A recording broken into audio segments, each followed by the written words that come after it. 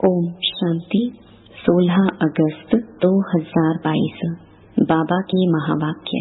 मीठे बच्चे, तुम्हें पवित्र रहने का व्रत लेना है। बाकी निर्जल रखने, भूख हड़ताल आदि करने की जरूरत नहीं। पवित्र बनो तो विश्व का मालिक बन जाएंगे। प्रश्न: इस समय दुनिया में सबसे अच्छे कौन हैं और कैसे? उत्तर: इस दुनिया में इस समय सबसे अच्छे गरीब हैं, क्योंकि गरीबों को ही बाप आकर मिलते हैं। साहूकार तो इस ज्ञान को सुनेंगे ही नहीं। बाप है ही गरीब निवाज, गरीबों को ही साहूकार बनाते हैं। गीत आज के इंसान को। ओम शांति। बच्चों ने गीत सुना। वह दैवी परिवार जिसको ईश्वरीय प्यार कहें। अब ईश्वर प्यार सिखलाते हैं कि कैसे एक दो को प्यार करना चाहिए। भारत में कितना सच्चा प्यार था जब सचखंड था। सचखंड किसने बनाया था?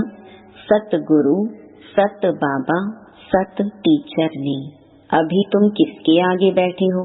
सच बाबा, अर्थात जो सच्चा सुख देने वाला है, सच्चा प्यार सिखाने वाला है, सच्चा ज्ञान देते हैं। उनके सम्मुख में बैठे हैं। झूठ खंड में तो सब झूठ हैं। गाया भी जाता है कि सत्य का संग करो। सत्य तो एक ही है, असत्य अनेक हैं। जो बाप भारत को स्वर्ग बनाते हैं, बेहद का वर्षा देते हैं, तुम उस बेहद बाप के सम्मुख बैठे हो, जो फिर से हमको बेहद की बादशाही देने आए हैं। सत बाबा एक ही है, जिसके संग से तुम विश्व के मालिक बनते हो। भक्ति में पहले पहले एक ही शिव बाबा की सच्ची सच्ची भक्ति होती है।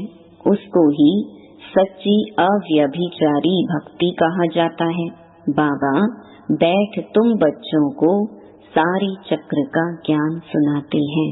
पहले पहले एक शिव बाबा की भक्ति थी, जिसको अव्यभिचारी भक्ति कहते थे। फिर अभी ज्ञान भी तुमको सच्चा सुनाते हैं, झूठी भक्ति से छुड़ाते हैं। सच्चे बाबा द्वारा तुम ज्ञान सुन रहे हो। तुम जानते हो यह सत्य का संग हमको स्वर्ग में ले जाएगा। सच्चे ज्ञान से ही बेड़ा पार होता है, और जो झूठा ज्ञान सुनाते हैं उससे बेड़ा गर्क होता है। उसको अज्ञान कहा जाता है। सच्चा ज्ञान सिर्फ बाप ही सुनाते हैं। तुम बच्चे सारे चक्र की हिस्ट्री ज्योग्राफी को समझ गए हो, तो यह सच्चा सच्चा बाबा, सच्चा सच्चा टीचर है। सतयुग में भी सच्चा बाप कहेंगे, क्योंकि वहाँ झूठ होता ही नहीं। ईश्वर को सर्वव्यापी नहीं कहते।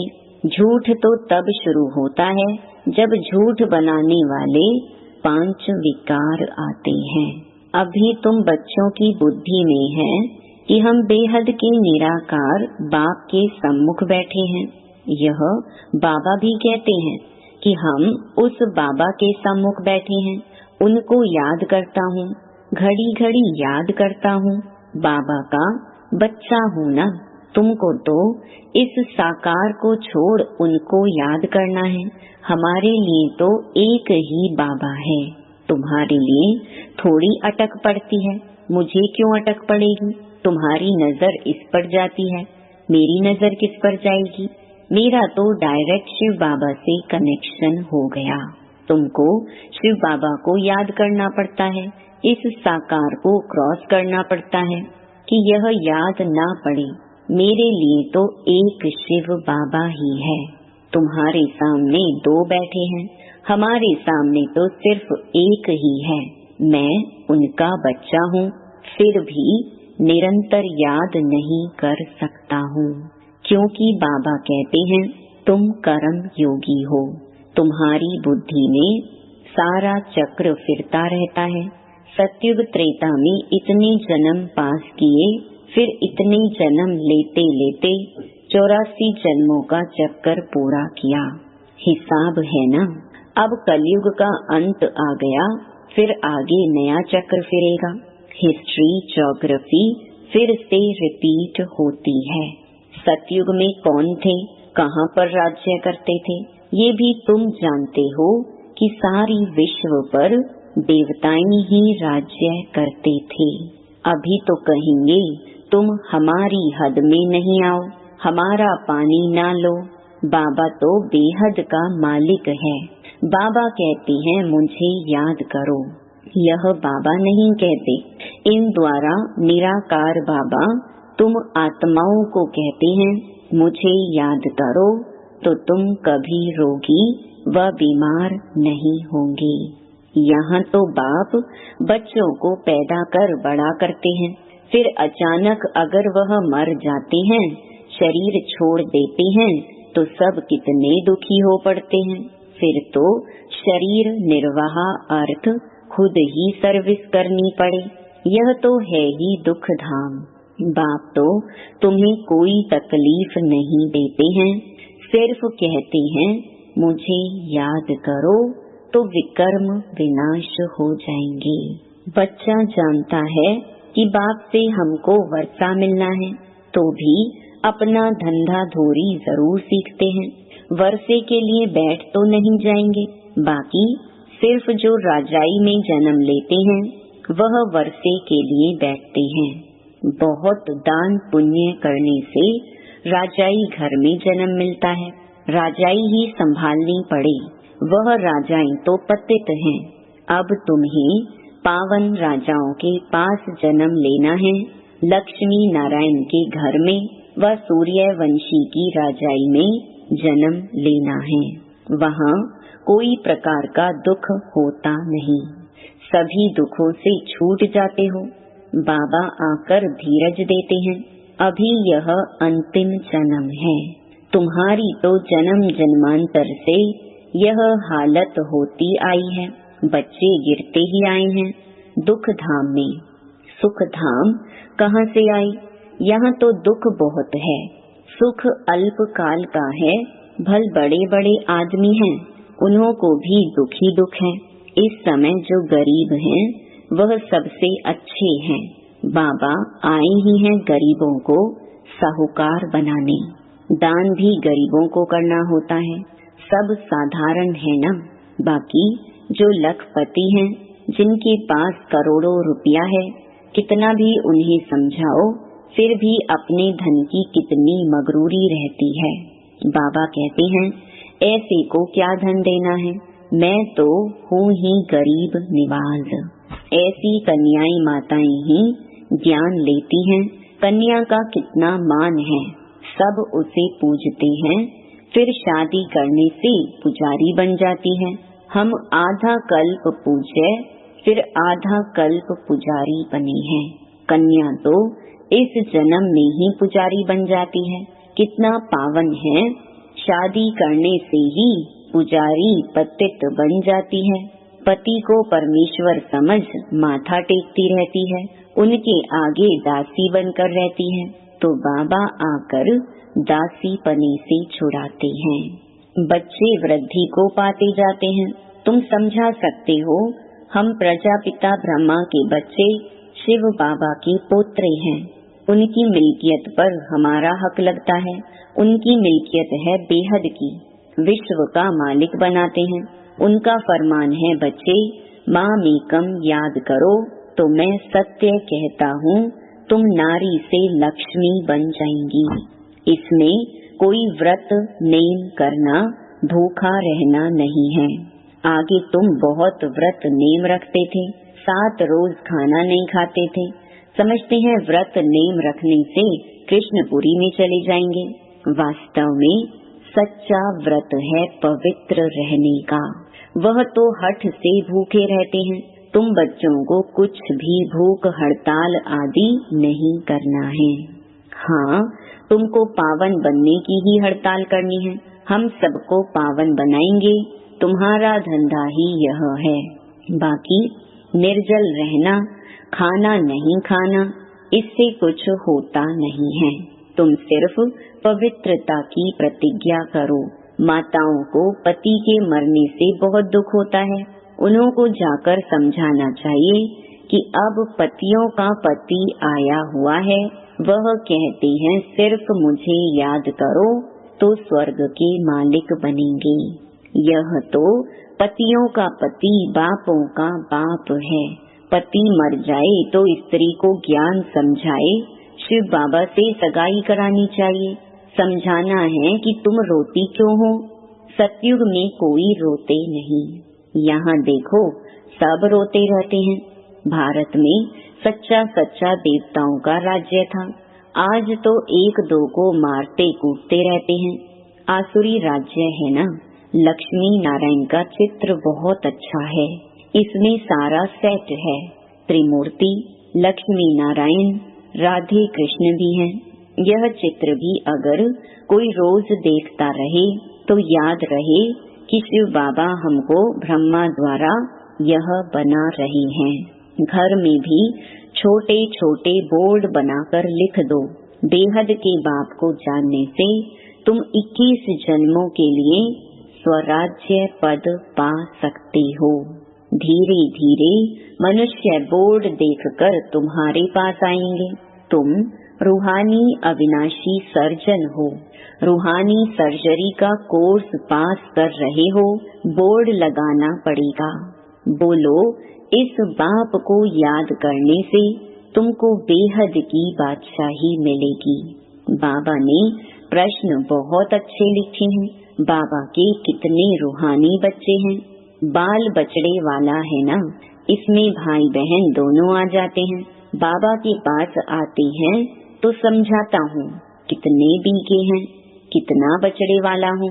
बच्चे वृद्धि को पाते जाते हैं। तुम समझा सकते हो हम भाई बहन हैं, विकार की दृष्टि जा नहीं सकती है। बाप कहते हैं देह सहित देह का झूठा संबंध छोड़ मुझे याद करो तो तुम पावन बन जाएंगे। तुम अंजाम भी करते आए हो, मेरा तो एक शिव बाबा दूसरा ना कोई। बुढ़िया भी यह 2 अक्षर याद कर ले तो बहुत कल्याण हो सकता है। हमने 84 जन्म लिए हैं, अभी हम ब्राह्मण बने हैं, फिर देवता, क्षत्रिय, वैश्य, शूद्र बनेंगे। ब्राह्मण जरूर बनना है और बनेंगे भी जरूर। कल्प पहले मुहाफिक, ढेर के ढेर बनेंगे। अभी ब्राह्मण बच्चे जो विलायत आदि तरफ हैं, वह भी निकल आएंगे। याद तो करते रहते हैं। बाबा कहते हैं अपने कुटुंब परिवार में रहते अपने को आत्मा समझो। शिव बाबा का पोत्रा अपने को समझो। हम ब्राह्मण सो देवता बनेंगे। कलयुग में मनुष्य हैं, सतयुग में बनेंगे देवताएं। कलयुग में सब आसुरी मनुष्य हैं। अभी तुम दैवी संप्रदाय के बन रहे हो, यह बाप ही बतलाते हैं, दूसरा कोई बतला ना सके। इन वर्णों को कोई जानते ही नहीं है। तुम ब्राह्मण ही नॉलेज समझा सकते हो। जब तक कोई तुम बीके द्वारा ज्ञान ना लेवे तब तक समझ नहीं सकते। तुम ही दे सकते हो। इसमें दिल बड़ी साफ चाहिए। दिल साफ मुराद हासिल। कोई कोई की दिल साफ नहीं होती है। सच्ची दिल से सच्चे बाप की सेवा में लग जाना चाहिए। हॉबी होनी चाहिए। हमारा काम है समझाना। यह भी जानते हो 108 से माथा मारेंगे तो कहीं एक की बुद्धि में बैठेगा। 1-2 निकल आएंगे जो कल्प पहले निकले होंगे। बीके बना होगा वही आएगा। थकना नहीं है। तुम मेहनत करते रहो, कोई न कोई निकल ही पड़ेगा।